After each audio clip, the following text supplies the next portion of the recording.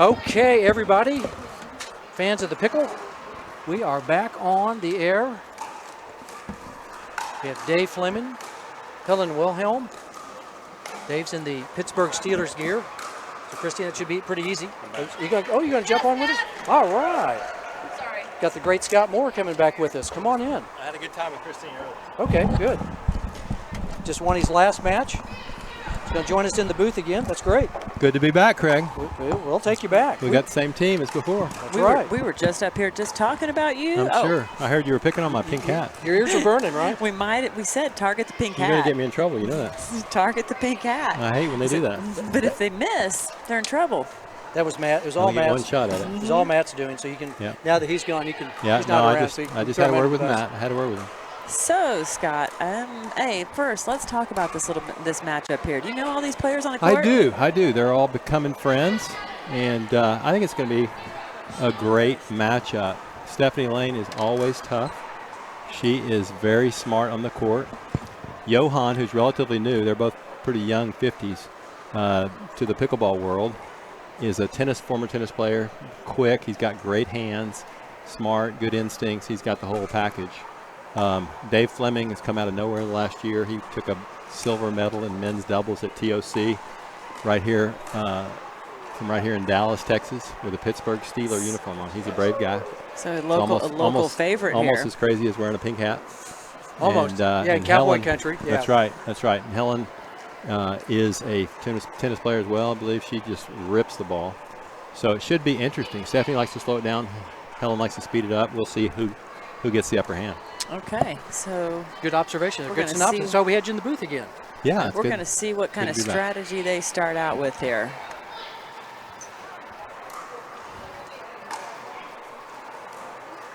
Senior mixed doubles all today. We've had. Helen backed up on that. You see that? She did. She took backed up and kind of popped it up. I think it fell much shorter than she anticipated. I think so too. Right. I think she was anticipating the hard ball.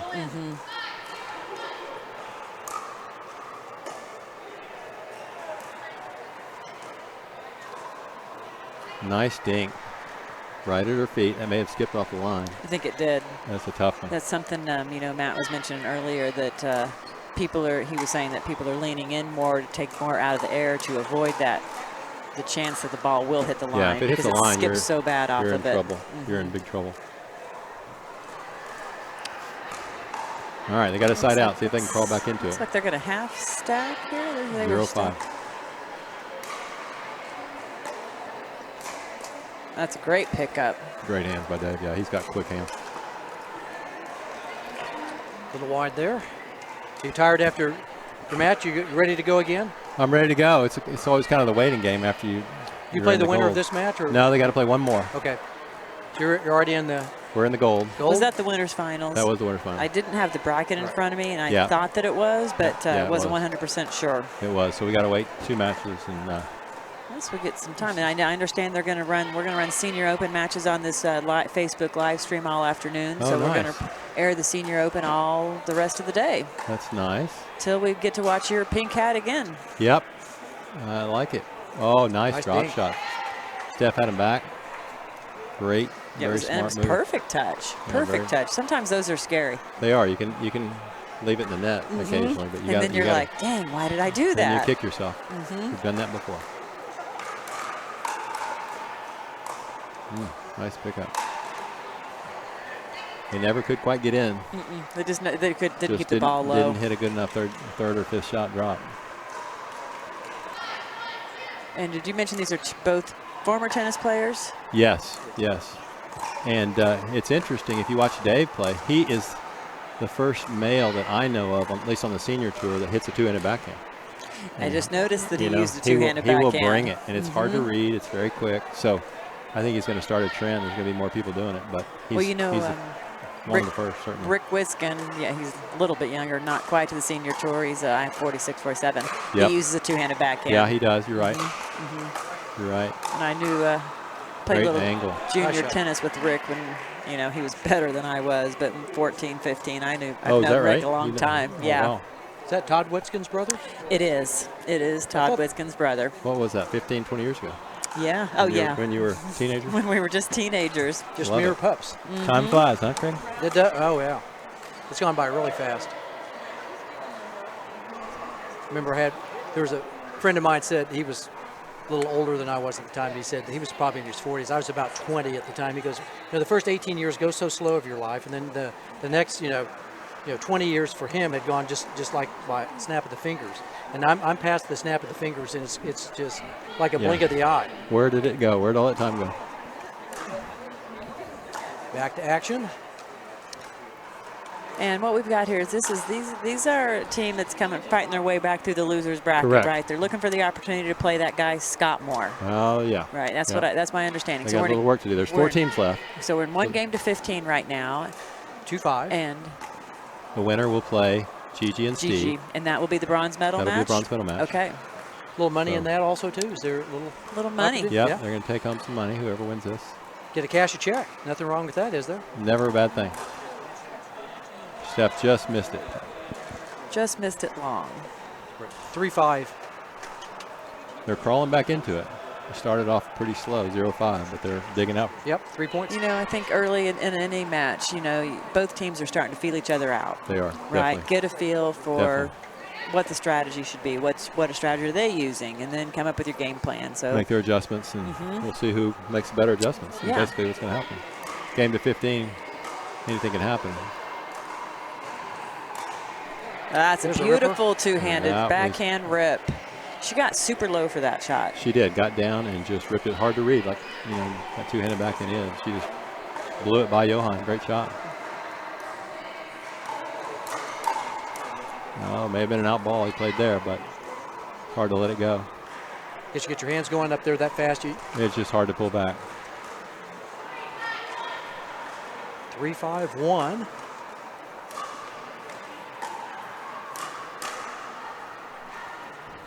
What do you think, Scott, is the hardest transition, since we're looking at a bunch of tennis players, former tennis players or people converting to pickleball? What do you think is the biggest challenge they face when they're first learning how to play pickleball? I think it's definitely, Christine, that soft game. The tennis players can bring the heat, and that's kind of where Helen is right now.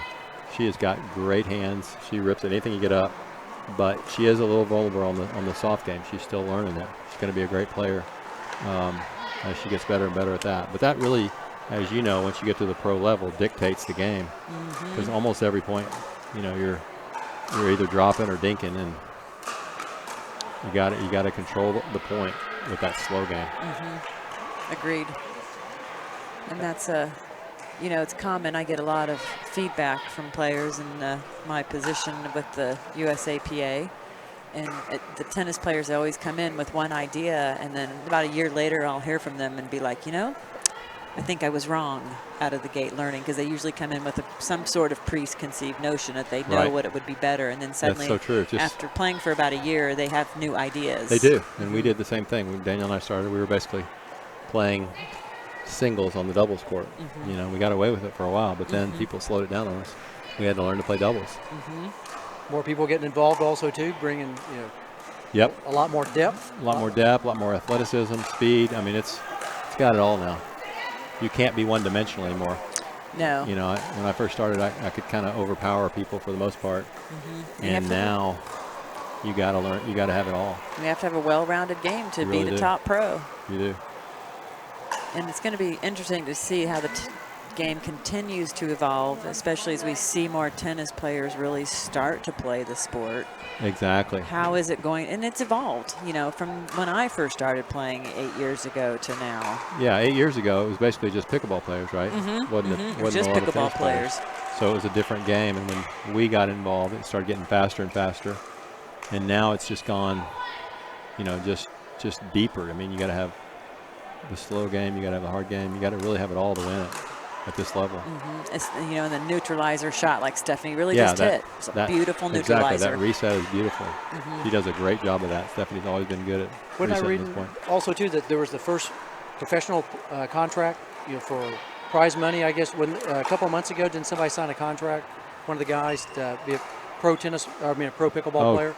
Maybe Tyson McGuffin? Yes. I read something. Right. That signals a huge change. Yeah, it's definitely, it's there. I mean, I don't know if Well, If it companies was are the first, starting. it was the first one publicized. But Yes, okay. A lot of us have packages now that But starting to get.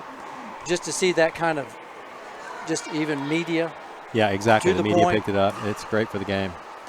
And that'll get more and more people in it as well. Companies are recognizing what the number of pickleball players are and the buying power, everything associated with Exactly. numbers is there now. Christine was talking about, what, 2.8 million players that play just in the U.S., Correct. somewhere in that neighborhood, For the just a little south SFIA. of 3 million. I mean, that's a huge number. Yeah, that's huge. It is growing, and it'll be interesting the more sponsors Nice that start move, to get Johan. into it and recognize, how popular the sport is. Exactly. And they'll put the money, just keep getting bigger and As play we- getting better. So it's exciting. Well, all in a relatively short period of time. You don't usually see this kind of growth. I'm 58, and I've never seen this kind of growth, really, Yeah, in a sport. It is remarkable. It is remarkable. We got a new rating system coming out, which is working going to on be that. good, which, people will have ratings. It'll I did want truly- to ask you about that, Christine. I got moved down to a 3.5, so Well, it seems you like work on about that? right. You want to Scott. protest? Yeah. if I can- Well, you're wearing a pink hat, so you get a half a deduction. I'm for okay that. with that, but I was just wondering how I got moved up that quick. How you got moved from a 3-0, Yeah. right? I know. Well, I hadn't yeah, done anything you at know. the 3.0 level. Yeah, the rating system, it's been a big challenge and a lot to learn through it, but it's definitely the direction to go for the sport. We needed an automated system, and I Yeah, think definitely. there's change. Is it perfect yet? No. Is it going to be? Another 16, 18 months. I think the more tournaments you play, the better it's going to get. Is it going to be more associated with an NTRP or more UTR? Because from the tennis side, there's two different groups that are kind of. USTA has the 3.0, 3.5, 4.0, 4.5. We have that skill there. UTR being 16 is the high, like Federer, Nadal, and those guys all the way down. So I didn't know. Right now we're still more on the NTRP type level. USTA traditional.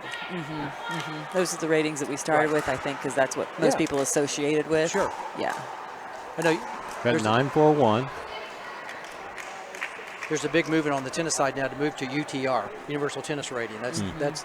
I didn't know if they had approached you all about that. Maybe on the pickleball side, that'd be kind of interesting. So I know that Sarah is from the Professional Pickleball Registry. They partnered with the Professional Tennis Registry, which is a huge shift from a teaching pro standpoint. Now there's professional coaches on the pickleball side, PPR Exactly. as well. Exactly. So All's good for the game. yes, It's all good for the game. things are evolving. That's where my Getting point was more leading. objective and getting bigger. Ooh, that was a and better. good move. He just went Yeah, for a little Johan too was much. there. He was there. He and read knew it. it. He was almost there too quick, Yes. and he was too excited. It was right there in his It's like, zone. oh, look, it was perfect. 4-10-1. Nice hands by Dave. Yeah, that That'll get you two-hand. He killed. kind of uses that two-handed, for a nice block. Yeah, he does. He's got defensive very block. soft hands with it. He can hit it hard. He can hit it soft. It's a great shot.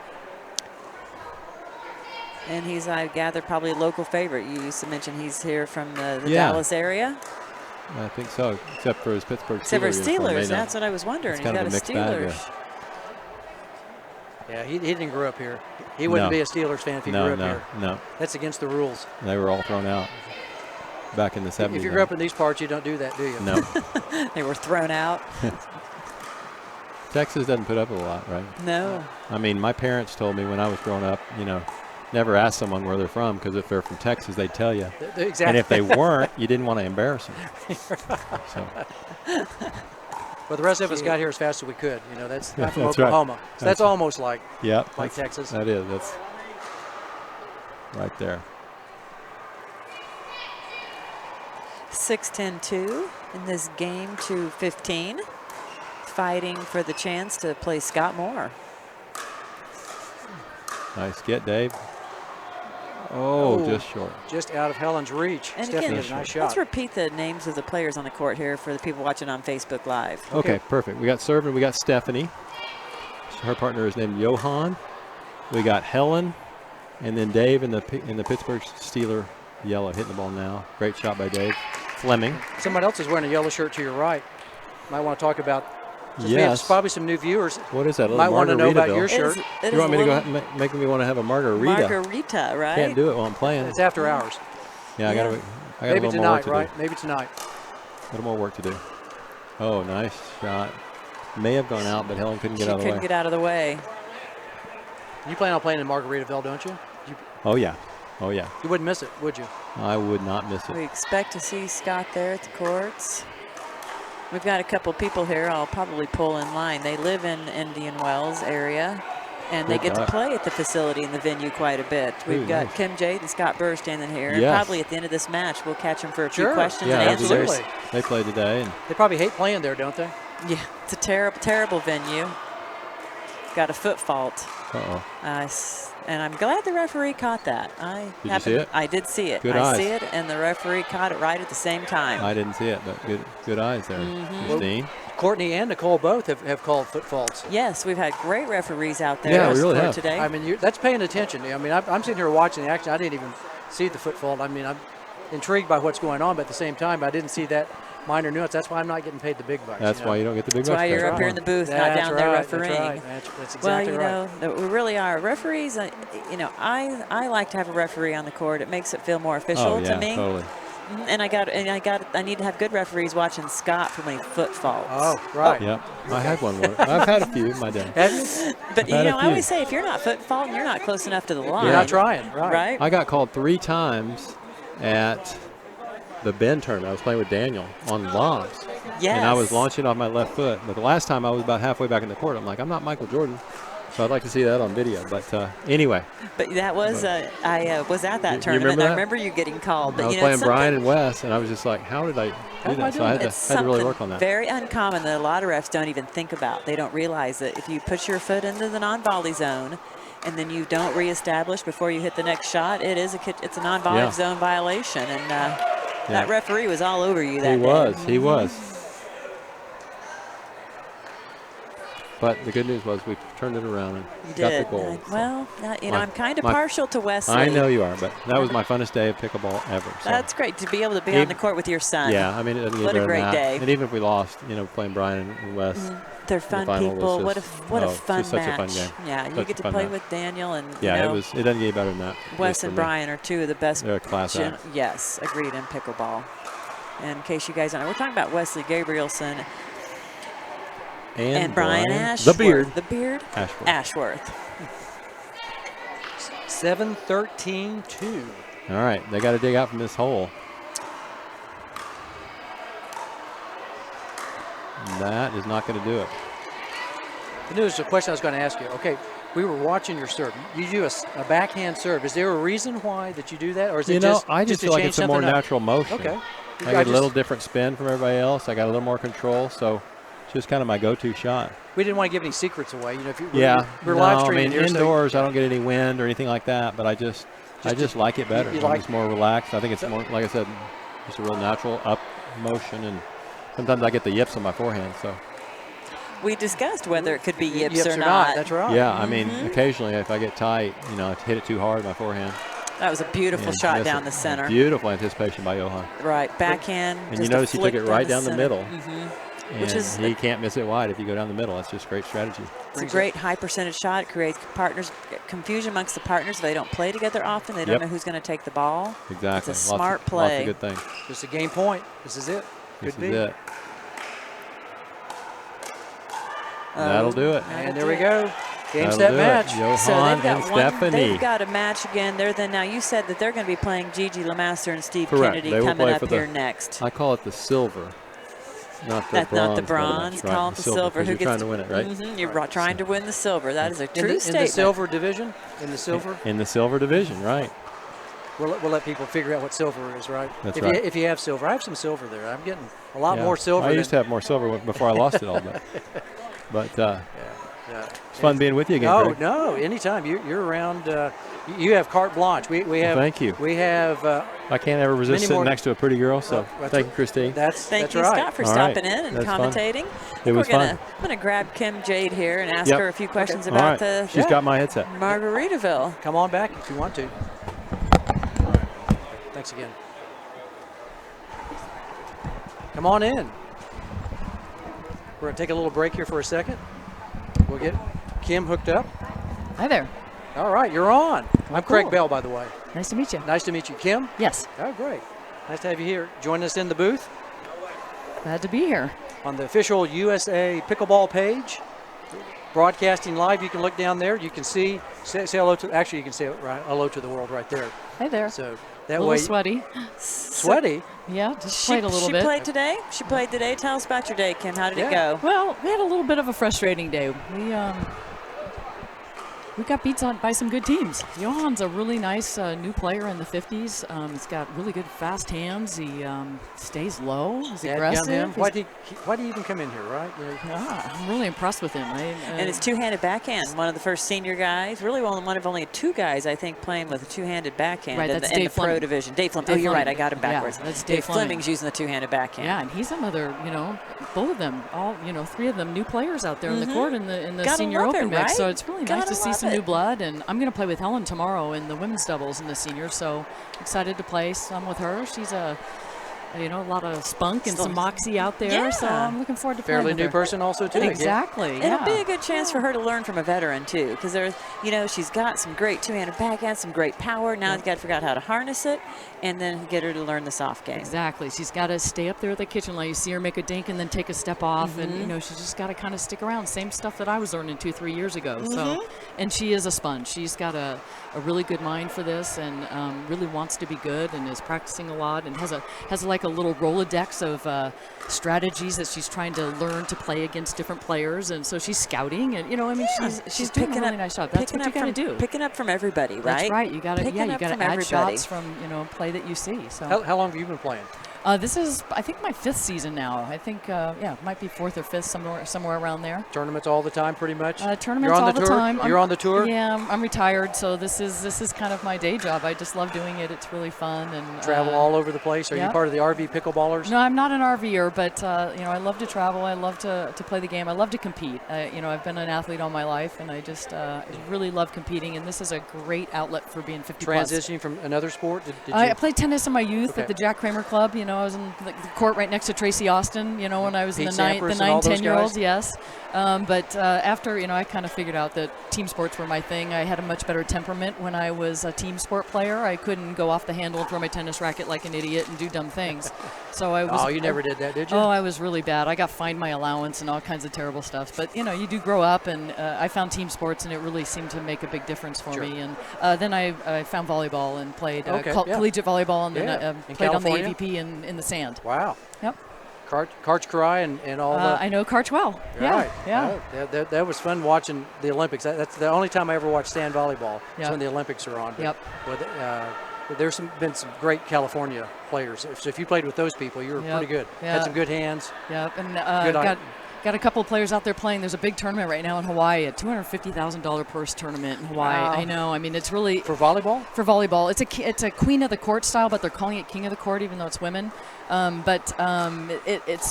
It's the best of the best from international play, so it's not just American players. But they have a very a reasonable purse. I mean, that is really amazing, That'll right? get people's attention, That's won't it? legit, right? So I'm really happy. My daughter went over to go watch because she has one of her best friends is Alex Kleineman. She's playing on tour. So Christine said pickleball's going to get there. I know she's thinking I'm that same ready thought. for Right? pickleball to have a $250,000 purse. I mean, I'm not going to be in winning any of that purse, but you're going to be involved. but I'm excited Yeah. about Be involved. having Maybe a operate $250,000 purse. Margaritaville might be.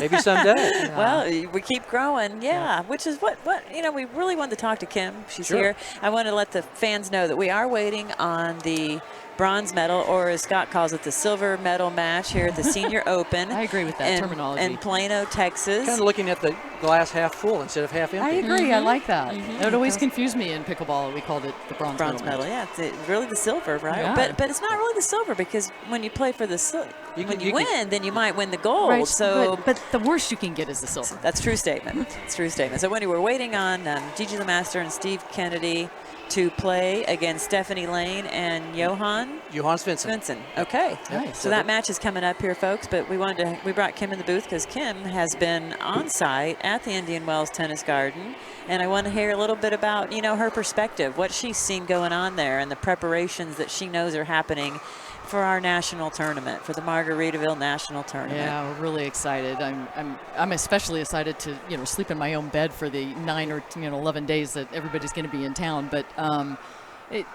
if you haven't been to Indian Wells Tennis Garden, I just try to draw a picture for you, but it's the most beautiful facility. Everything is just pristine. It's so well manicured, well taken care of. The flowers are gorgeous. The palm trees are gorgeous. The mountains in the background. Everything they do there is first class. They don't cut any corners. And the organizers are amazing people. The marketing people, the organizers, the administrators, everything there, they're top quality in their field. I mean, you're working with just amazing A-plus people. And this lady to your right is responsible for bringing it there. Responsible for bringing it there. And Fred, and we got to acknowledge Fred Hartzman. He is just he's done such an amazing job. He's only been at the Indian Wells Tennis Garden I think for about 18 months or so, maybe a year or something. It's about a year, maybe year and a half, year and a half. Like that. And I remember when I first talked to him, he felt it was a pretty gutsy move for him to walk in and say he's been, he's director of the tennis club there to introduce pickleball. So he felt like it was kind of a gutsy move on his part. And I know he's up nights now because he's working so hard to prepare for this event. But Kim knows Fred well, so I'll let her talk. And I've been working with Fred, but just on the side, and I'm not really on a committee or in any way, shape, or form, responsible for doing anything there except for just being a sounding board for Fred. He'll ask, what do you think about this? What do you think about that? Is this a good idea? And he'll ask all of us. We have a bunch of pros in our area: Morgan Evans and Marcin Rospetsky, Scott Burr, and so he's very open to ideas, very willing to hear people's opinions, and he's incorporating things. Is the community excited about this event coming? Very excited. And the just city so of Indian Wells is very excited the about city's this thrilled as well. Yeah, they're thrilled. They're really trying to because they have boost the tennis tournament, which is the big deal too. So Right. they're viewing it just like the tennis tournament. It sounds like that they're putting a lot of time, energy, and effort, just like they do the tennis tournament. Because they're always excited about the tennis tournament. Right. But to make pickleball that status with tennis, that's got to be something special, I would think. It is. It just gives us such legitimacy. I mean, it really elevates our sport to be hosting our nationals at the Indian Wells Tennis Garden. It's really a bump up in status and amazing facility, and it's an amazing community with great restaurants and activities. And if you're not playing for 2 days, you can go on the ladders hike, or you can go play golf at PGA West, or you can go listen to music in Palm Springs where they have jazz and all kinds of neat things there. You can go on a house tour there where you can go see a bunch of mid-century modern homes that are all from the 50s, from the the Rat Pack days. Right. So I mean, there's a lot to Bob do Hope in House. Bob Coachella Hope's Valley. out there. Wasn't Bob Hope? Yeah, they all were. They Yeah. all had homes out there, and they're saved. They're, I don't know what the word is, but they're saved. In terms of their architecture and their historical really sites, probably desired. national historical sites, probably for the most. Yeah, exactly. So I think people are going to really enjoy it, and spouses of pickleball players are going to enjoy it. It's not just pickleball. There's so much to do in the valley. So. Well, that's when I think it's good to encourage and remind people that even if we have 2,200 and over 2,200 participants, but if you're a pickleball player at all, we suggest you come, enjoy the venue, enjoy the area that we are in, to enjoy these activities, watch a little bit of pickleball, and just really soak in this this experience that this is going to be. It is going to be a fantastic spectator event. There's plenty of room for seating and for milling around and meeting the pros, and it's just a great spectator event, and because it's very conducive, right? The venue very to much so, having to mix, yes, to mix and hang out with people, and that's what a lot of people like to do. They like to see the pros play, but they also like to rub elbows and mix and have a conversation with their favorite pro. And this environment with the entertainment center that there is, that's outside of the courts, is going to be very conducive to that. That we're going to want to stay there after we win, lose, or draw, or whatever. We're going to want to stay there and have a beer with our friends, and they're going to have the restaurants open, and they're going to have entertainment and ping pong tables and cornhole tables. Giant and stuff. Jenga. Yeah, giant Jenga. Wow. Giant battleship. I don't know, whatever they're doing, but they're going to create a lot of fun and atmosphere where, last year at Nationals, it's a great facility, but there was no place to go for us afterward. Correct. I couldn't go have a beer with you afterward unless we arranged to go to Wingers or something, and But now this venue is so able to incorporate everybody. It sounds like it can handle easily 5,000 people just hanging out. Yes. and more. It's designed obviously. for It's designed for it. fantastic guest experience. That's exactly right. So to come watch pickleball, spend the day, have a margarita, have some food on the lawn under the shade structures, watch some more pickleball. It's a great way to spend the and day. it's a gorgeous time of year in the Coachella Valley. So I know you said you had Absolutely beautiful. 2,200 participants. Could the tournament be bigger next year or is it I know it's big. So I'm just saying, so expansion. So somebody that's thinking about maybe playing pickleball, that's listening to us right now, says, okay, the entries are closed, but hey, I want to do that next year. Is there an opportunity for growth, or is it going to be capped probably at about that 2,200 mark? Well, it's going to be difficult for us to continue to grow from that size.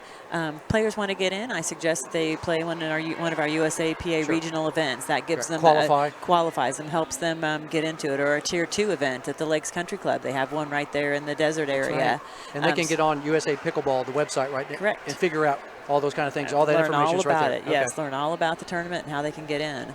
You know, with the implementation of the rating system, we're going to see the direction the tournament's going to go. We're going to learn a lot over the next few years. But whether we can grow it bigger next year or not, that's a I don't know if you want to. Yeah. I don't know if you want to or not, because that's a ton of people. 2,200 means probably 5,000-6,000 other people. Just kind of, in addition to the players, there's going to be at least a person and a half involved. That's a lot of people that you all are influencing. I'm sure, like I said, the whole area is very, very happy to have this. The city event. of Indian Wells would love to have the tournament grow even they more. Would love to have it grow. More the hotels more and heads the restaurants, and beds, and the restaurants love it, and we do have a lot to offer in the Coachella Valley. And so what we better get back to now is we've got a match here. Here we go. Let's do it. And, can you stay with us? You want to stay with us, Kim? I'm supposed to go, but okay, that's fine. You can stay however long you want to. We're getting to the silver medal match. We're going to talk Kim into staying for a minute or two here. We're going to twist her arm hard. Right? Okay. This is probably a 2 out of 3 to 11 game.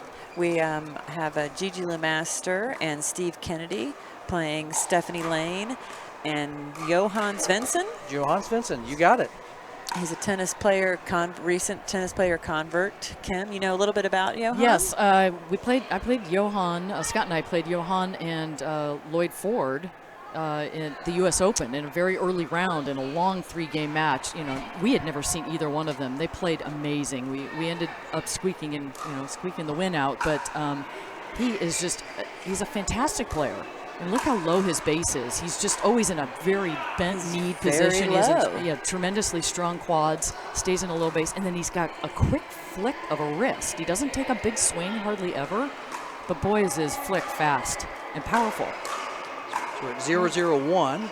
So we're just getting started in this game. We're going to see a little bit, Gigi's, a player that's been around a while. She's got some good experience under. We're going to see how he handles playing against someone with that much experience, true pickleball experience. Right. And again, how Gigi reacts to it. As we learned earlier, Gigi never played tennis. No, she does not have a racket sports background. So she's like me. She has a volleyball background.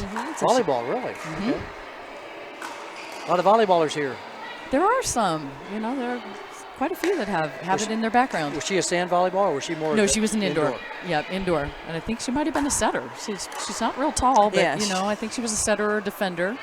So good hands, good anticipation, good. Well, she's an athlete. She reads the ball knows, well. Yeah, she knows how to compete. She's got a good head about her. I like the way she always stays calm. So there's never a high or a low with Gigi. Very calm. Very calm, and no exaggerated demonstrative emotions with her body language or anything. She just plugs along. Even if she has a bad spell, there's going to be more good coming out of her. And we talked earlier that pickleball is super important for you to stay calm in pickleball. Don't overreact to a ball that comes quickly at you. Stay calm, breathe, know you've got the shot. But if you overreact, that's when you start generating errors. Yeah. Or you take too big of a backswing, and then you generate, like you say, you generate an error. Look how far the paddle is in front of Johan. It's always out here. It's never behind him. What do you think the trick is to playing Johan? Well, you have to keep him honest. Having just played and lost to them, that worked a little bit. Trying to keep him over there so he doesn't come over and poach in front of Stephanie as much. But he's quick. He can actually stay there and sprint, and get it. But you got to try and move them both. I think that's one of the key things to move them around. Yeah, move Agreed. them around. Oh, she got a. Yeah. Oh, it made it. Good net tip. It stayed in the court. Needs to go get the lottery ticket. And you played today with Scott Burr, correct, who also lives in Indian Wells. And I wanted to give a shout out to his pizza restaurant. So for the people that are coming in town to the Indian Wells Tennis Garden, Scott owns and operates Your Pie. Your Pie Pizza in Indio, which is a very short 3 or 4 miles away from the facility, and it's pretty good pizza. Build your own pizza. Oh, it's fantastic. He's got a gluten-free crust, and he's whatever you want. There's salads there too, and they serve alcohol. It's one of the very popular kind of trendy wood-fired oven pizza places that you make your own pie. Correct. Oh, you build your own? Yeah, you build your own right there as you walk through in order. And I believe it comes out really fast. Yeah. And it's so tasty. It's delicious. I go there every time I'm in town, and I've been in town a lot. Yeah. But I believe he's going to be there for the helping with the junior party, having some pizza at the junior party. Yeah. As again, also with Sick Tricks, which is Brian Ashworth and Irina Tereshchenko. They're going to be there to help entertain the juniors at the junior party on Saturday night. That's a great thing to do.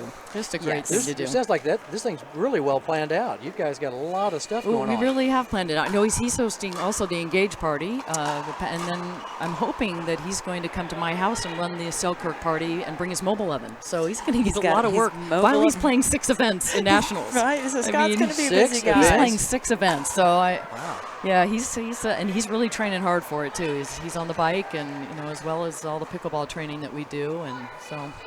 I know he and Marcin Rozpeski do a little biking. I've heard some stories about some of their biking experiences. Well, the most recent one was a mountain biking. They don't do that hardly ever. It's always road biking in La Quinta and in Indian Wells, but I think when they went to Park City. That's what I heard the stories about. Exactly. There's some good video of Marcin and Morgan, too, doing a little mountain bike riding that ended up in many bruises, and Morgan could have really gotten hurt. He was very lucky, actually. Oh dear! Yeah, he did a little header. He did. Yeah, over the right handlebars. Over the handlebars. Yep. Ooh. And it's on video, so it's really quite funny. GoPro? Did he have a GoPro on, or somebody have a GoPro? Marcin was filming it. He was actually filming Morgan come around a corner, and he did the corner beautifully, skidded out and everything, and then he hit a bump. It was really bad.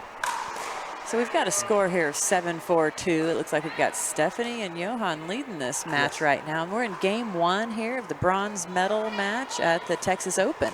I do want to make sure later we get some feedback from you on the Texas Open. I want to hear your perspectives, and let's talk. Definitely want to give a shout out to Jean Ann and the amazing tournament I think she's run. Love to hear some feedback. What have been the highlights of your experience here, Kim? Well, this was a great backup facility. When Mother Nature decided to play tricks on us, this is a fabulous facility. I don't know why they couldn't host it here and plan it in this kind of an event or venue, next year. And then, we know we're going to get to play, and the Pro-Am will go and those kinds of things. But, all the planning that has gone into this, you could really tell she and her crew really did a lot of legwork and a lot in a very short amount of time to get this thing going. The volunteers did a really good job, and Jean Ann was the lead person on that. Yep. And she orchestrated the band really well. Yep. Well, most of us really feel, part of our role in pickleball is to help grow it. And, and one of the ways to grow it is by coming to different venues in different states that, aren't growing pickleball maybe as fast as some others, to help them grow it. To help them grow it. Help them know how to grow it. I'm here besides the competition, but I'm here to help grow the sport. And I was really bummed that the Pro-Am didn't go. I was, hoping that would have been fun. Yeah. Would have been fun. She had a thing, Pro-Am plan for last night that got tarnished by the weather. And, just speaking of, growing pickleball, Gigi is a USAPA ambassador, in which we have ambassadors all across the country that help people learn how to play pickleball, just get people involved in the sport. And, one of the things that I think is great about pickleball is, you've never played. I see people all the time. They walk by. They want to watch from the fence. Well, it's 5 or 10 minutes, and somebody says, "Hey, come on in. I got a paddle for you. Let me teach you how to play." It's definitely part of our culture in the sport is to put a paddle in people's hands that ask questions. Scott and I went to Denny's this morning, and a young kid that sat us, we said, "What is pickleball?" I saw Scott's shirt. Scott went out to the car and got his backpack and brought a ball and a paddle in for him to look at. Cute. Yeah, Scott, great guy. And the kid was so interested in it, and he said, "Okay, I will go over to Wagon Wheel and I will try." So Nice. just always try to share the love. You never know. Yep, you just never know. We're at 5-10-1. Steve Kennedy, Gigi Lemaster serving, had the ball in their hand. Oh, boy. That almost looked like it was going to make it over. It did look like it was going to crawl over. That's one of the advantages of these temp nets that are here. You can maybe get a little more give on the ball. You get some shots that you wouldn't get if you were playing on a regular traditional permanent pickleball net with a little more tension across the top. Steve made a nice poach move there. did. We haven't seen yet, and that's he does need to do that. He needs to insert himself into the game a little bit like that. He needs to take a little pressure off of Gigi. You know, in mixed Exactly. doubles, the women hit 90% of the balls, and the guys really helps to take a little pressure if you know he's going to poach and take a shot and hit the winner. Yep. I would say, you know, Steve is still learning the mixed doubles boundaries and rules and strategies. And, I mean, he's a tremendous player, and no doubt he's going to pick up all the mixed doubles nuances as well. Yes, he will pick them up.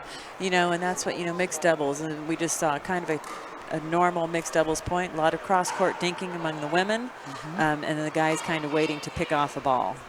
We're at 7-10-2. We got a little run here going. Yes. A little couple of points back to back by Gigi and Steve.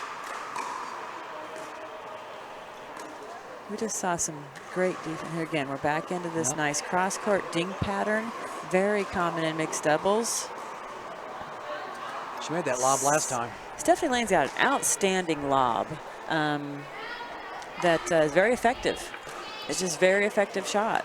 She's very intuitive with it. She hits it at the right time. It's very rare that she picks a bad time to lob or miss it either. She rarely misses it. She's very good with it.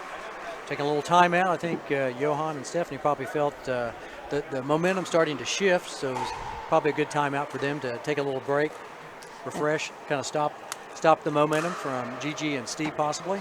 And as Brian Staub, he's another senior top pro player out of Florida. Brian Staub says you can't take them with you. Do not get to take those timeouts with you, so you might as well use them if they're, you know, if they get strung so many points together, you might as well use the timeout. It's hard as a tennis player. You don't have timeouts, and so, you know, you have to learn to use them and when to use them. You know, my volleyball background tells me when to use timeouts. You know, if there's a huge momentum shift or somebody scored 3 points in a row or a particular strategy is hurting or something, I just feel the need. Oh my gosh, I need a break here. You know, and very often you end up winning the very next rally, whether it's a serve or a receive. Do you have any particular recipe you use for that, or is it just a gut instinct? Like, you know, is it after so many shots, or what would you say to the Facebook people watching out there? What do you think? When do you recommend taking one? I think I'm not as good at this as I'd like to be, but I think you know, no more than 3 points. If somebody rattles 3 points off in a very quick amount of time, I mean, just stop the momentum and go have a discussion with your partner. You know, let's figure out why that went wrong and put a different plan together so we can, you know, slow the game down. You know, slow that momentum down. And then vice versa, you know, when you come out from a timeout, do not miss a serve. I mean, put that ball in. Do not let the timeout caller be successful, slowing you down. Make sure you get your serve in and your third shot drop in or drive. Put the pressure on the opponents. So we've got a game here. So that's game one in the bronze medal match here at the Senior Open and in the Senior Open at the Texas Open Pickleball Tournament. Yes, it goes 11-9 to Johan and Stephanie. And I was sitting there doing some social media stuff while I was listening to you all. I was telling everybody, please feel free to share the broadcast. We've been all over the world. Actually, we've been coast to coast. Wow. We were over in Spain yesterday. We were talking to Javier from Spain. I know we were in some other places as well. Oh, that's really Pickleball great. is just all over the place. Also, we were talking to some folks earlier today, talking about Daniel Moore going over into Asia. One of the folks on the stream said that their son had played in Bangkok. So, Wow. So who would have thought Isn't pickleball that would have amazing? been hot over there? But it's definitely, the sport's growing. You know, it's just, you know, Audiences are growing. right under 3 million. Probably going to be over 3 million after this. I noticed a comment earlier that, and it was a little while ago on the Facebook post, they were playing in Kenya. They had a little group Kenya? getting together in Kenya. No kidding. Oh my Yes. Kenya. And I thought, that's outstanding. I'd like to go to Kenya and do a clinic. Yes. I think Yeah. that would be a great time. And have a Kenya, safari, in yeah. Kenya. Right. You bet. I'm going to do a photo safari and teach some pickleball in Kenya. Might be okay. That's amazing. I also saw a comment a little bit ago from someone asking a question if we would post more of the clinics offered throughout the United States for what's going on with teaching pickleball. And I think that's a great suggestion. It's difficult to keep up with all the clinics going on, so but many. definitely something maybe we could look at, having a place for the teachers that are out there teaching and offering clinics. Maybe we could offer an outlet for that. You know, So, Joey was it's a good teaching some, and then Sarah also teaches a lot. They're They- rovers. there's Scott a- teaches. Yeah, so there are some people. There's a lot of people teach full time, you know, that teach pickleball full time, and so that's something if we could figure it out. And then we've got Brenda Turley saying hi to Kim. Yes. You know Brenda? You know Brenda? No, I don't think so. Do you? Oh, she knows you. Where?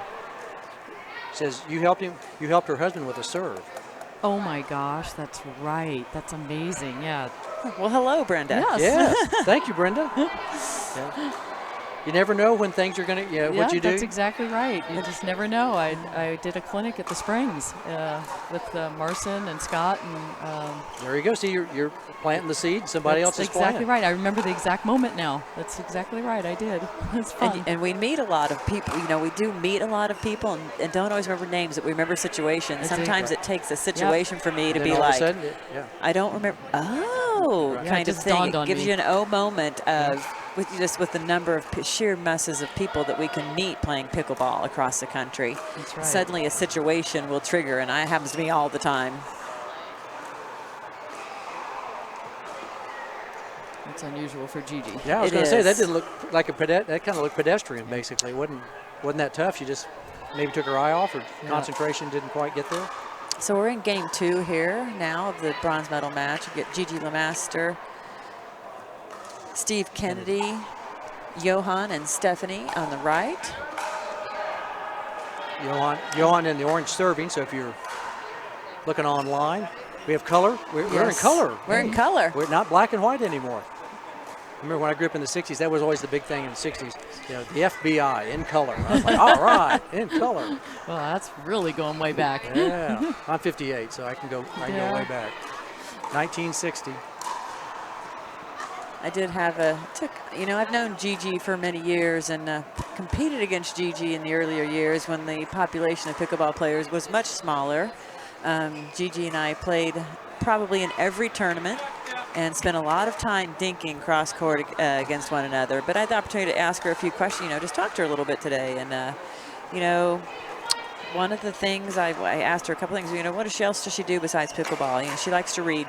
She loves to read. She loves to read fictional crime stories. I thought that was Fictional interesting. crime. Yeah, fictional crime stuff. I Interesting. gather detectives, FBI kind of stuff. She enjoys that. And then I also asked her, what's her pre-game day preparation? What does she eat to get ready for a big day? And she likes to keep it light, she says, veggies and fruit, and just really keep it light so that she just feels healthy and ready for the day. Oh, That's a great good. overhead. Scissor kick, What overhead about right you, there. Kim? Or do you like to eat before you play, or some players do, some players don't? Do you like to play on a full stomach? Yeah, I have a pretty finicky, fussy body in all different ways, so I do. Like to power up. Yeah, I do like to fuel up in certain ways, and I'm actually trying to stay away a little bit from gluten right now. Not that I'm allergic to it or anything, but just trying to see if it'll, see if help it me a does little anything. bit. But yeah, I'm a big protein eater. I try to get lots of sleep before a tournament because I usually try to taper my training a little bit away, so I'm not training so much. How much do you train? That's a great question also, too. So I'm sure people would want to know maybe your training habits. Yeah. How much do you practice Before every a day? tournament, I'll really ramp it up. Train, 3 days in a row. True pickleball, maybe 3 hours of drills and play, but then I'll take a day off. But that day off includes some biking or some sort of cardio, and then I'm lifting as well, which is something new I've been able to do since I got a knee replacement. It just really You have a knee helped me. replacement? Yes, I have a new knee. So you 18 have to- months now. So you set off the alarm when you go through I the do. I have to always airport? warn them. Yep. I feel really old having to tell everybody in the airport that I have an artificial knee, but it's really given me a new lease. It's allowed me to train more. It's given me more confidence, and I'm in far less pain.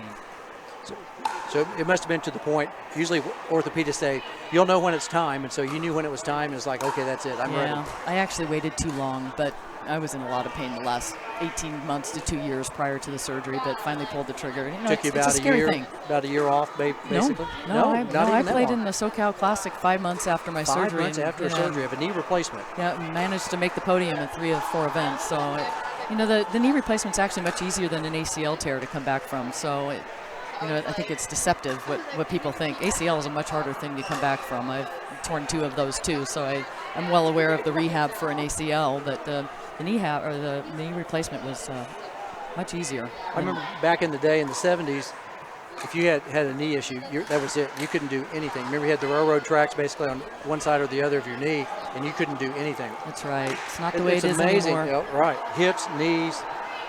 shoulders probably. Yep. You just dated yourself there, Craig. I know. I tell you. I just remember looking at tennis players back in that time, or athletes, when they had that knee operation. That was pretty much your career was over. Now it's like I've had several friends of mine who have. I've got 2 that have new hips. 2 guys had 2 knee replacements at the same time. They did the knees at the same time. That's harsh. They said they'd rather go through the pain 1 time as opposed to 2 times.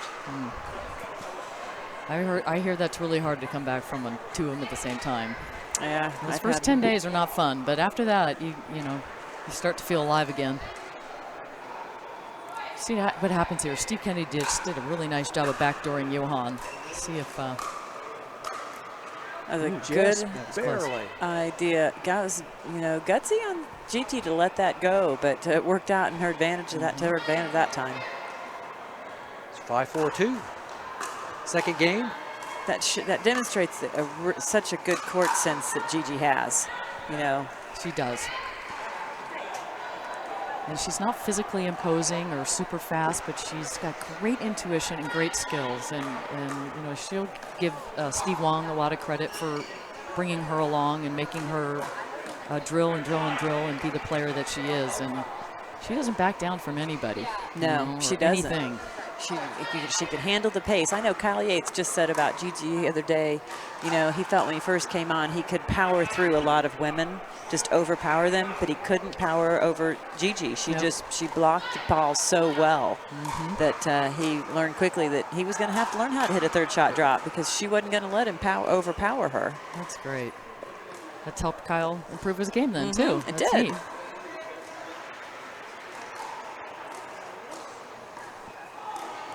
Gigi, we're seeing some rare dinking errors out of Gigi LeMaster today. That's the second forehand on the right side of the court. The score is 5-4? Yes. Is that what I'm hearing? Yes. 5-4-2? Yes, 5-4-2. Steve and Gigi are up by 1. So Steve and Gigi really need to pull this game out. Great play by Stephanie Lane. She had to back up a little bit there because Steve was coming at her like a freight train. Stephanie's got great hands. She's got a great block, a great touch block. But Nice deep return.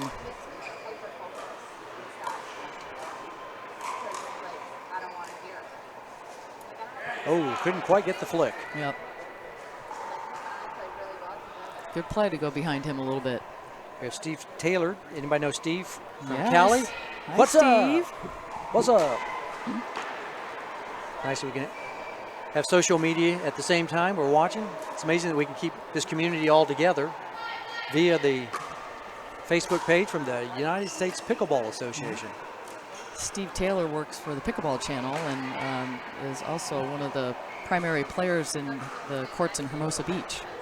Hail to the Hermosa Beach and Manhattan Beach people.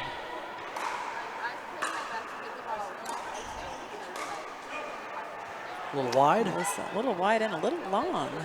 Just outside the tape there. Interesting, they're playing Johan a little bit more and he's making a few errors. I wonder if that's a purposeful thing that Steve and Gigi are doing. They're definitely working on getting his backhand a little more, not letting him control the center of the court as much. I find that in mixed doubles, if you can get behind the guy a little bit, it keeps him from picking and choosing what he wants to take. I agree. You're right, they are doing that.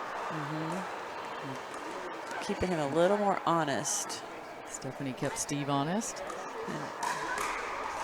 Oh, it was a good attack. That was the Belgian backhand right there. Rarely She set missed it up shot. well. She had it ready and on her paddle, and that's her kind of an inside out. We call it the Belgian backhand, little inside out flick that works well for her.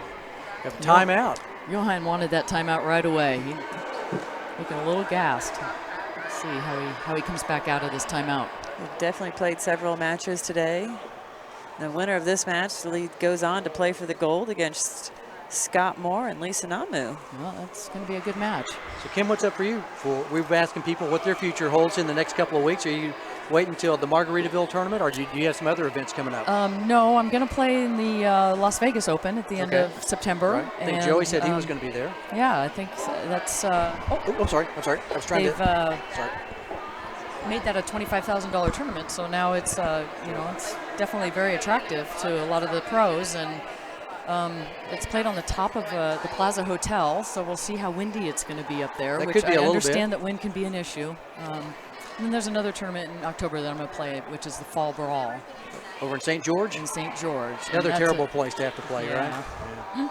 We were just talking about what a fantastic facility that is, and then that court is followed up by one of the larger pickleball tournaments for seniors is the Huntsman Games, the yeah. Huntsman World Games, right? That's right. Yeah, those are back-to-back. You can spend 18 days there if you play both of those. And it's not a horrible place to spend 18 Yeah, days. that's right. And Stephanie missed one. That's a little tit for tat there. We'll see. How Seems the like next St. George, weren't they one of the first places to really embrace pickleball, St. George, if I'm recalling correctly? They really were built from what I know, one of the first people to join in and build a great facility in the city of St. George to dedicate Really the money embraced and resources to it. Yeah, it wasn't a private endeavor. It was a city city endeavor, which is just so and amazing when the and cities courts, get the involved. courts are free, and they're well lit, they're nicely lit. It's just a fabulous. I'm a walking advertisement for the city of St. George. So they take care of their pickleball community, really. They take care of I think they enjoy having visitors, and they also take care of the people that live there, it seems. Sounds like Indian Wells is going to also, too. I bet you they're going to start rolling out the red carpet. If they see this event like this coming, I'll bet you you're going to see some more pickleball opportunities around the valley. Well, I think the plan there is for the Indian Wells Tennis Garden to build permanent courts to make I want to call it a pickleball garden. Right. And if they do that, then you'll definitely see some more major tournaments coming in there. And they have been a great partner working with the USAPA in this tournament and this event, and I expect we'll see more in the future.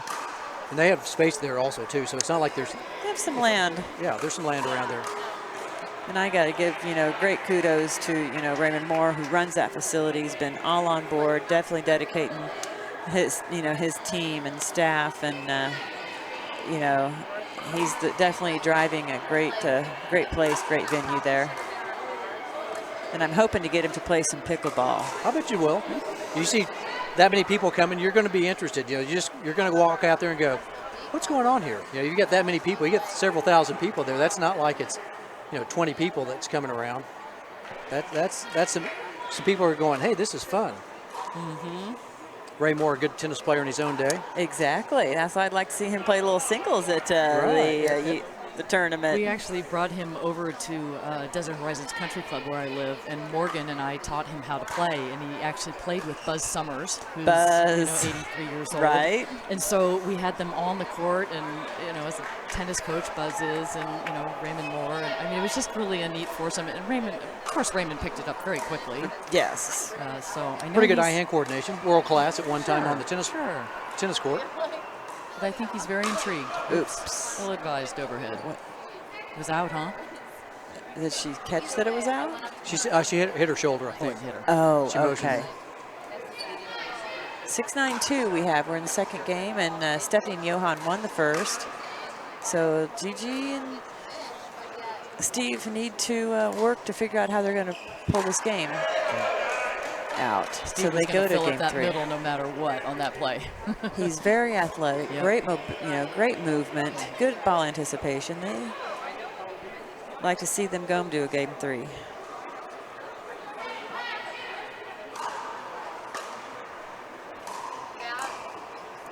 Oh, nice volley. That's good, It was huh? a beautiful the line, volley. That was a nice beautiful, redirect. Beautiful shot. Oh, it Yes, was out. It was out. Oh, okay. Yeah, Stephanie did question the call, chat with the referee there, Oh, questioned the call. Yeah, it was but really hard to see. There's a double set of It looked lines good. there with Yeah. that navy blue line, too.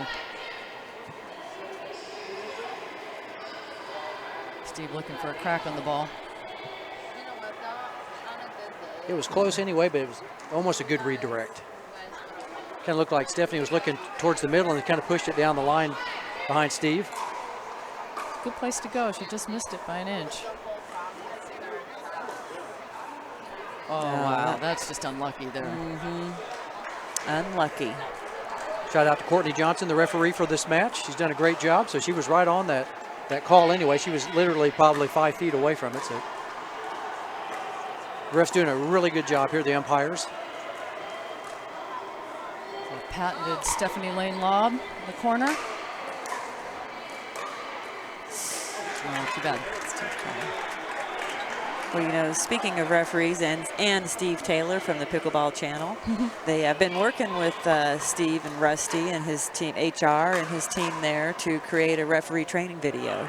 Well, that's that great. we're going to be is going to be available for the general public. We really want to teach people and encourage people to referee, and so we've been really working on a great video with them. And Rusty has dedicated a ton of time and resources and energy to it.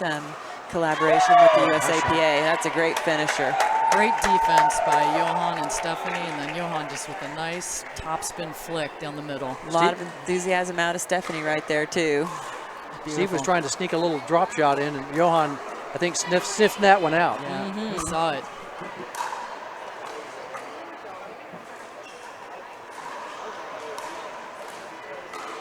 Oh, nice shot. Gigi handled the lob with the roundhouse.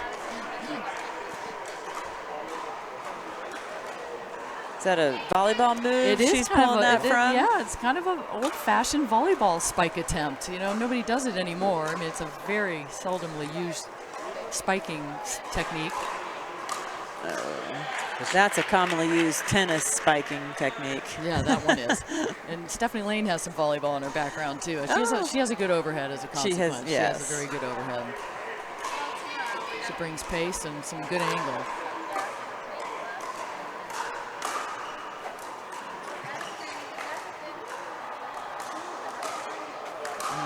Oh, he almost got it back. He did almost, even though he was not happy, but he did almost get it He back. almost got it back. I'll just stick my paddle out there and see if I can get it. That's what you got to do. Gigi was more like, oops, with that short lob that she just sent up. It happens sometimes. It does. You know, you hit your lob off the frame or not in the center of the paddle. It's just not going to go exactly where you want. It's a high-risk shot. You've got to know when to use it, and you got to hit it perfectly. We're at 7-8-2, second game. There we go. That's well That was placed. well Got executed. Johan off the line. Steve involved. Oh, she's invited him back up to the net. I would like. Pushed him off again. Oh, yeah. that's a Wow, nice that's shot. great play. Oh, it's a knockdown. Great Yeah, play. I that's the wasn't, second dive out of Johan. He's impressive. wasn't sure what Gigi was thinking when she hit that dropper to kind of bring him back in, invite him back up to the net, but clearly she had a lob in mind. Yep. She was, I think, a nice, to me, I call it a chess play. She had 2 or 3 plays in advance in her mind. She knew what she was doing. We all have little set strategies that we like to execute, and that was one of them. That's a good one.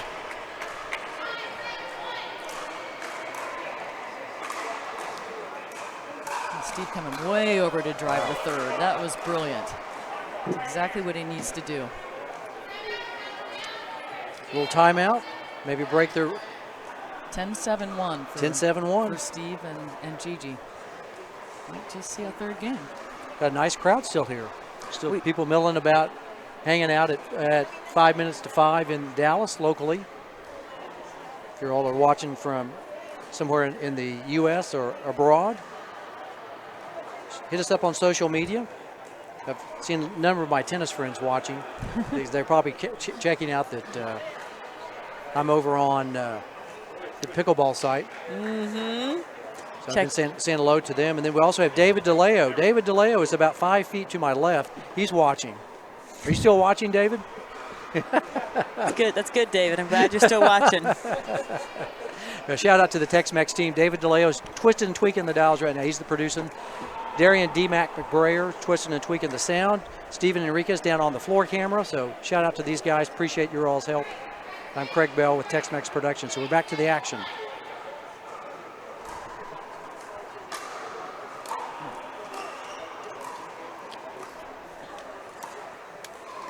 See how active Steve gets involved in this rally here. You can see the guys really moving and watching. They're waiting for their opportunity to pounce. There's the lob. Take Johan off the net. Oh, wow. That's a nice shot. Wow, what a great drop from back there. I think Gigi thought she was going to go out. She thought it was going to carry wide. Yep. Did not do that.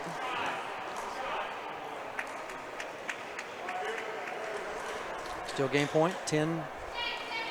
10-7-2. Still game point. What a great drop. Beautiful backhand.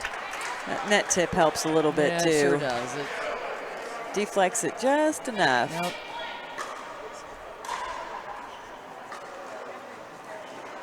Let's look at Steve getting more involved. A little bit wide, That just lob was out, barely. Yep. Johan languishing there. You could tell he thought he had it. Yep. Looked like he might hit the blue line instead of the yellow line.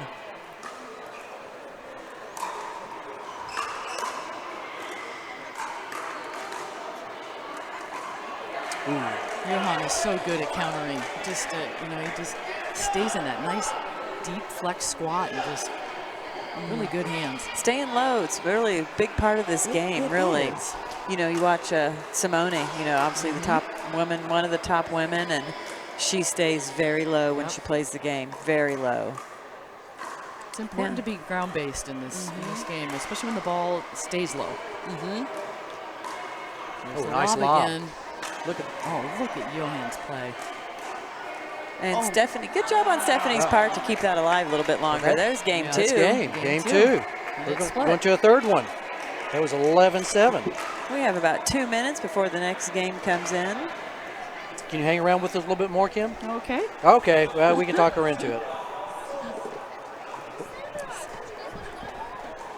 That's great that you're going to hang around. Any words of advice now that it's 1-1 in games? Well, you have an advantage? You know, I'm puzzled. I'm curious if Johan's a little tired right now. I mean, they're running him as a consequence. Gigi and Steve appear to have decided to run him a bit. You know, get him off the line, get him away from poaching in front of Stephanie. He's very sweaty. I think that He's been working hard. He's been working really hard. So I think the strategy that you know, and Steve's gotten a lot more active. As the guy in the partnership second over game, there. yeah, he came more alive in the second game. Yeah, he's really filling up the middle. He's driving more balls at the girl, you know, which is a number one strategy in this game. You got to be able to handle it. But it'll be interesting to see, you know, how Johan bounces back here in the third game. I think he's in great shape. I'm not even questioning his ability to play the third game as hard as he can. Just be interesting to see if that tires him out of the lobbing right now. Want to tell who's playing in this match. Brent Hawkins, thank you for reminding us. We had Johan Svensson and Stephanie Lane. They won the first game 11-9. Steve Kennedy and Gigi Lamaster just won the second game 11-7. We are at the mixed doubles. This is senior mixed doubles, I believe, isn't it? Senior mixed doubles. Senior pro mixed doubles. Senior pro mixed doubles at the Texas Open Pickleball Championships. We are in Plano, Texas, which is home today of the Texas Open. We were at Wagon Wheel Tennis Center yesterday, but that's not the home today because it did have weather decided to play a part in the outcome of where we were going to be doing pickleball.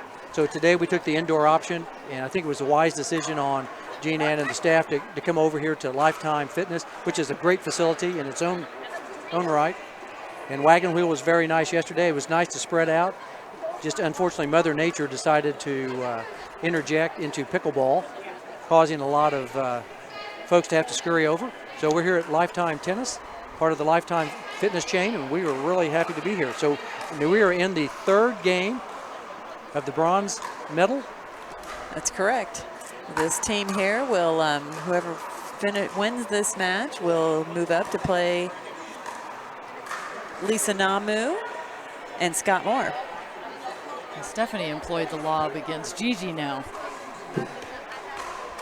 Thanks, Brent. We're glad that he was just joining us, so he wanted us to make the announcement who we were watching and what was all going on. Yes, so thanks for the reminder. Sometimes we get a little going. I do try to remember to do that every now and again. Remind them that we're at the Texas Open, a fantastically run tournament that I invite everybody to attend next year. And I know that Jean Ann, the tournament director, plans to make it an even better event next year. This is her first event. Wow. And sometimes with the first event, you don't know how they're going to turn out. Right. But she just hasn't missed a beat. With the change from the dry weather to indoors, she just has remained positive, happy, and she made it work. Cool as a cucumber, I would say. I would say so. No, she was presented a problem and she created a solution. Yes, she was a smart tournament director. She had a backup plan. Yep. That's what you got to have. Yes. Especially if you're going outdoors primarily. If you're going to run an outdoor tournament, it's great if you have an option of a backup plan. And she was very fortunate, and the people here at Lifetime have been very supportive, very kind. The staff here have been great. It is a beautiful facility. It kind of makes me want to play a little tennis today. Don't go that far. Oh, okay. I want to play some pickleball. I haven't played pickleball in a long time. I'm like, yeah, I've enjoyed watching all this, and just kind of get you in the mindset to get out on the pickleball court again.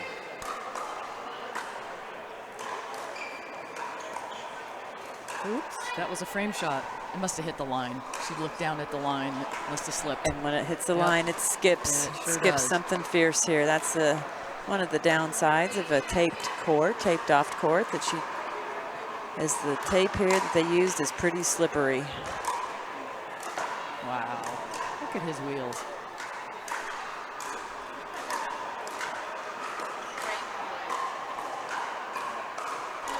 Gigi did her best to keep him back off the line as long as she could. She did. She kept trying, and he kept inching in so well and just stayed low in that squat. Just a great objective, and when you're playing pickleball, to keep somebody back. And as I said earlier, she invited him in earlier, but just a great thing to do to try to keep somebody back off the net. 4-0-2 at this point. Third game, 5-0-2. We've started off hot. Johan and Stephanie, after losing the second game, they found their stride in the third game all of a sudden. I can't imagine it's side. I mean, it is nicer to have that dark green background behind your opponents, but I just don't think it's side. I don't think it's side, but we're indoors. It's definitely not the sun or the wind. Nope. Well, it sure answered the endurance question about Johan. I mean, he came right out and was just running all around the court. He looks tired, but you're right. But he gets out there and he keeps grinding. When a tennis player comes in, you realize, because the tennis court's pretty big compared to the pickleball court. So 78 feet long versus 44. They're used to covering court. But you get a good workout. I was actually talking to one of my friends just a little while ago. They talking about pickleball, and tennis guy that I saw here in Lifetime went to the bathroom, and this guy that I know from tennis was here. He came to take a shower. He's a member here, and he goes, "Do you get a workout playing pickleball?" I go, "Oh yeah." I said, "Trust me." He goes, "Really?" I go, "No, I play indoors. I play indoors mostly, and you get a good workout. I can sweat a lot in a short period of time playing pickleball." That question always amuses me. It does, and I think that's what a lot of tennis players look at. They look at the size of the court. They think, how can you get a workout? But you can get a great workout playing pickleball. It's also just for all levels, just like in any, just a great sport for all levels and all abilities. Yeah. So you can run as much as you can run, or, it's also a nice small court that you're probably going to be on opponents with maybe that don't cover the court as quickly. That's right. So that's why it makes it great for all ages and all skills. And it's just great to see families playing together. And families, I was going to say, the Waters family, the Waters sisters. I just love that. Yeah, they came here, Anna Lee. And Mother-daughter. Yeah. Mother-daughter. Yes. Mother-daughter. We were talking to them a little while ago. Oopsie. Nobody home.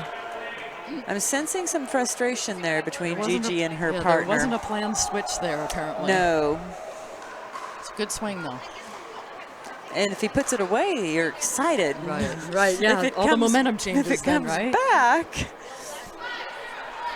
5-0-1 side out. So we're in game 3 of this match.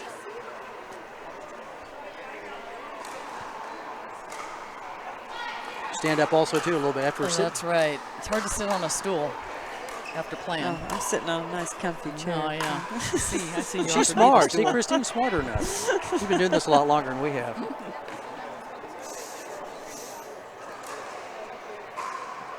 See if Gigi and Steve can make something happen here. 0-5-1. Well, there's a something. There's a something. Yep. And you realize, as we talked earlier, pickleball can be about a swing. You could be up 5-1, and next thing you know, you're at 5-all. That's so true. Well, there's like two. right there, there's two. Just two good serves. We hadn't seen those kind of mistakes. No, little just loss all of a sudden, focus. yeah. The serves didn't look extremely difficult, but just maybe a little loss of focus. It happens.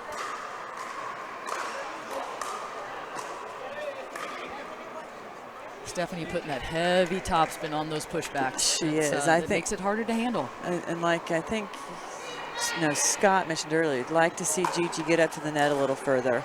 She's getting caught. Ooh, good hands. Point blank range.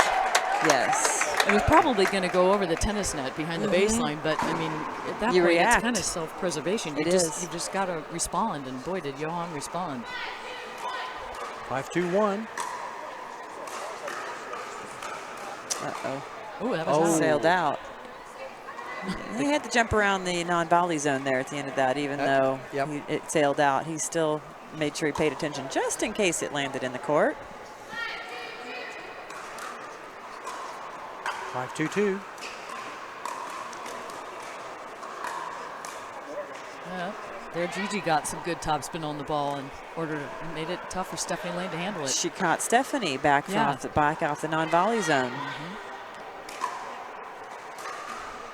Now, do you all have regular mixed doubles partners or doubles partners you all play with, or do you all like I've to had mix it up a little pretty bit? regular mixed doubles partners. When Scott can't play, I play with another guy from the Washington area, Jay Rappel. And when I was first learning to play played a lot with Morgan Evans. At the very beginning. Women's partners have been more challenging for me. It's a very small group at the top of the 50 plus. And some people are partnered and some aren't, and everybody's trying to find the right good mix of power and dinking and to be honest, the camaraderie and the ability to communicate with a partner is really important too, for me anyway. Coming from the beach volleyball world, I really feel that a partnership is a lot about communication and complementing your partner in terms of style. So it's important to me. Yes. It's agreed. I play with one ladies doubles partner 90% of the time if she can make it. She did just have a baby, so may she a shift in how much traveling my partner Joy Lysing can do with me. Exactly. It makes it tougher when you've got a toddler. But we've certainly had a great deal of time in the 5 or 6 years she's been playing. We've traveled to all sorts of tournaments together, and like you said, it's the camaraderie. I love to travel with her. We see the sights and everything, but her and her husband just had a new little baby, Georgia, awesome.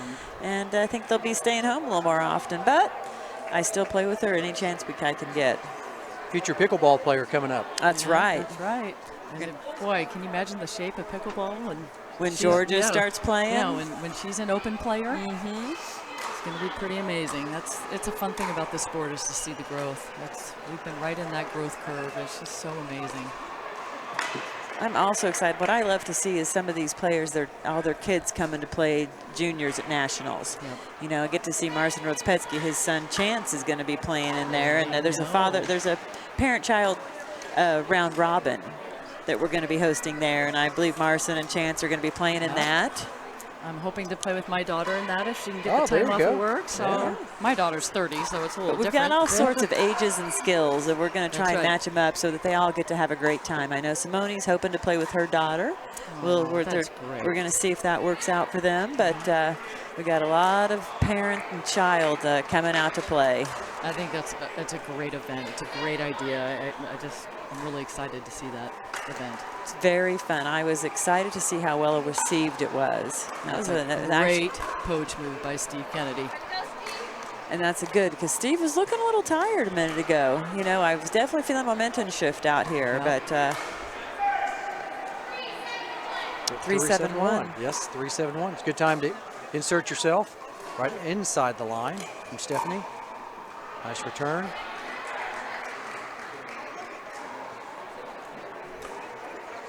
Steve serving now.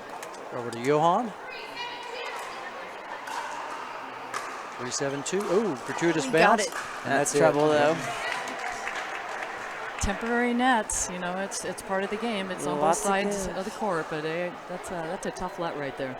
Well, you have a second, Kim. Comment on the net. You got to play at the net we've special ordered for nationals, right? They are amazing. It's like playing on permanent nets. They do have a bottom steel base. So some of the, are traditionalists that like to roll the ball underneath the net. That won't be done at nationals. But every other way, shape, or form that this net, it's just like the best permanent net you've ever played on, with a steel cable, steel poles. They are just not driven in the ground. That's all. I mean, you cannot tell. And there's no wheels on the side. You can complete an Ernie without breaking an ankle. There's nothing in the way. Oh, what a great retrieve by Steve Kennedy. Another great get. Back on offense. See the tide turns. She just missed it by an inch or two. It was a great get by Steve. Way to keep him in the point. Great Gigi wants that back right now. I know. Little topspin, that ball was a winner. Well, thanks for commenting on the nets. Yeah, I'm pretty excited about it. I'm pretty excited to see the players show up to the venue. I can hardly wait. And I know that the Indian Wells is planning a special welcome for the players. And they plan to wow everybody, wow players and fans alike. Good job. Absolutely. The player party is going to be amazing. There's going to be entertainment many nights. I don't know how many nights yet. That's all still TV. 700 players coming to the player party. Isn't that awesome? Isn't that amazing? Oh my 700. gosh. And those that weren't there, aren't there? They're going to miss out. I think they're really going to miss out. Oh, what another great retrieve! And shoot! Oh, in the middle. Steve was there. You know, and it's tough to dig the ball out. The distance between the baseline and the net is pretty narrow. Yep. He didn't have a lot of choices with that ball. He had to catch it in time before it hit the net. It's another thing at Indian Wells. The area around the court is significantly larger than anything. So you won't be running into there's backdrops or there's tennis nets or and there's not going to be any obstructions, visual obstructions behind the baselines. So if you're a player, at the kitchen line and you're being driven, 60-mile-an-hour drives, there's nothing in your backdrop that's going to take your eyes off the ball or any wild colors or anything. It's going to be dark green. It's going to be very solid. So the courts are built for the players. They're not necessarily built for spectators, but we're making nationals a spectator sport this year. Yes, we are. Looking forward to having more people come out. I really think the country club folks in our area are going to come out and watch pickleball. I really firmly believe that. And I do want to give a big shout out to the number of volunteers that have stepped up for this event from your area. A lot of them volunteer at the tennis garden during the tournament at BNP, and they're excited about coming out and helping pickleball. Yep. And I'd say we've had at least about 400 volunteers stepping up to help with this event. That's a significant number. Yes, and we couldn't do it without them, and I can't get over the plate. We've had Joel Corlitz, the local guy there, really helping us drive the volunteer numbers up. That's great. Fred was thrilled when he told me about the 400 people that have volunteered from his core of volunteers for the tennis tournament. I mean, he's just ecstatic.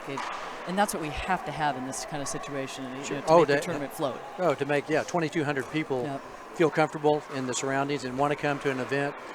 Yeah, there's a lot of people behind the scenes twisting and tweaking the dials to make this thing work. Because even if somebody's listening right now, they still probably want to volunteer. They can still volunteer, I'm sure, even though they can't enter in the event. I've got plenty of open spots for volunteers. You've got unlimited. I've got more spots for people. Where's Jean Ann? We're doing. You want to jump in with us? Oh, a little bit. Okay, come on. So I know another thing that everybody should know about nationals is there is no gate entry fee.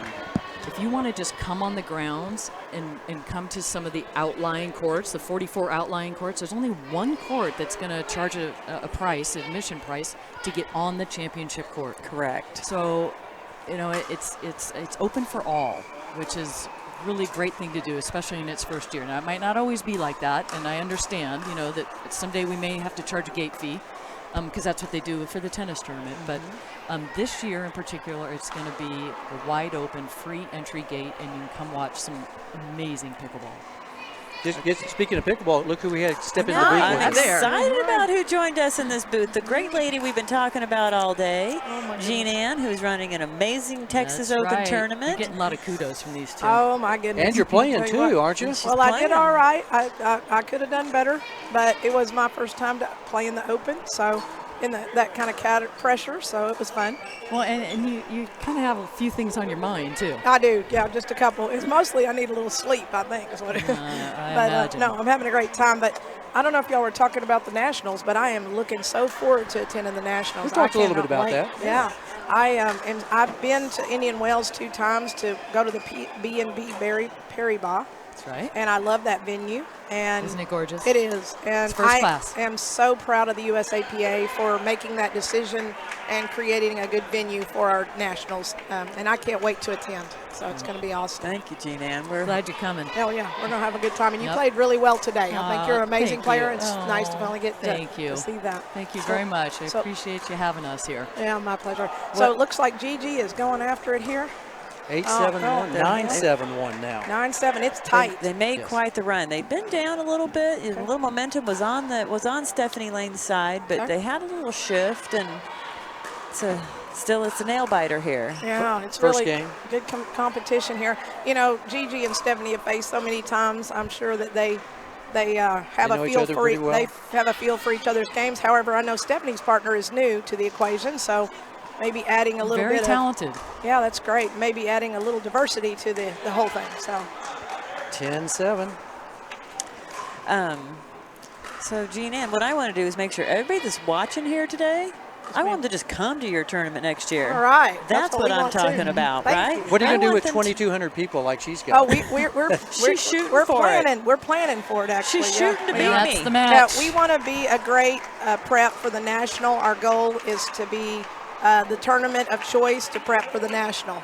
Nice. And we're taking it real serious over here. Well, I think you have an excellent start on what's going on. Thank I think you, this sir. is I think Christine would say, okay, yeah, we're not feeling too bad about this as a lead up to the Thank to the you. nationals. Thank you. Well, That's a great start. we worked hard. We're USAPA sanctioned. We support the umbrella organization and the integrity of the sport. We look forward to providing a great venue for folks to get credentialed and get prepped for the big guns over in Indian Wells, and we'll try to bring our own big Dallas stuff to the equation. So Doing it Texas growing. style, Texas right? style. We do it big Thanks for here, don't we? growing we do, Pickleball. we do. Not quite as big as California yet, but maybe someday we'll be That's as true. big as That's the true. Margaritaville, right? Right, could happen. They're Yeah, going to say the never know. Texas Open, Margaritaville. They're going to say hopefully in the same Right. same words at some point, Right, right? right. Well, you know, the national is the prestigious national. So Yes, what's it cool is. about the Open is here in Texas is that we give all folks access because anybody can enter our Open, and we're not going to have restrictions in qualifying Yet. to our event. Because we don't have to, because we're not the national. We're the Texas Open. So we can be a great a net that can catch lots of people, give a lot of cross-pollination. We've seen a lot of cross-pollination at this tournament. We're seeing people play together that have never played together before. So we think it's a beautiful, but it's not as risky as it would be at the national. So, I think this tournament is a perfect platform to be a support for the national, for the USAPA. I think that Dallas is the right location to have it. We don't have horrible wind problems. On average, we only have 4 days of rain in September, so this was unlucky. Just happened this to be year. these 4 days. Right. We got 4 days of rain in I know. about 1 yeah, hour stretch. this is way above average, and I don't anticipate it to happen to us every year. But we don't have. It's easy to fly in here. It's cost effective. The Californians can come meet the Floridians, and right. everybody just has to come pretty halfway. simple. Meet in the middle. So It's a that's meet great in the middle. It's battle a great it out. middle. Yes, great Yeah. tournament. I just want to comment here real quick who we've got coming up so that our fans know that we do have Scott Moore and Lisa Namu playing the winner of the match we just saw, Stephanie Lane and Johan Svensson, in the gold medal match. And there's a little prize money on this, thanks to your hard way work, to Jean go. Ann. Little prize Way to money for go. these players. They not only get to have a nice little vacation here in Texas, they get to cover some of it when they win this event. Absolutely. That's what we're about. We're trying to add value and make sure everybody has a great experience. So we think for the $40 registration fee for H Skill, we gave people a great value proposition back with the paddle and the towel and the crystals medal. And obviously we've given a good value for those that win on the platform in the Open as well. So even the bronze will earn back more than their entry fee. So, it's a great opportunity for the team. So we're excited about that. I'm going to get out of here and let the real pros do most of the commentating. I think we're well positioned, but I do want to let everybody know that's listening and watching. We tried to do this because we wanted to help make sure that folks that didn't get to come could still see the action. I know we all have to work sometimes, and not everybody can get here, but we want you here next year. So the dates are September 12th, 13th, 14th, and 15th in Dallas, and we will be having the second annual Texas Open. So let's do this Texas-sized. You guys come back and help us do that, and I think that'll be even more exciting next year.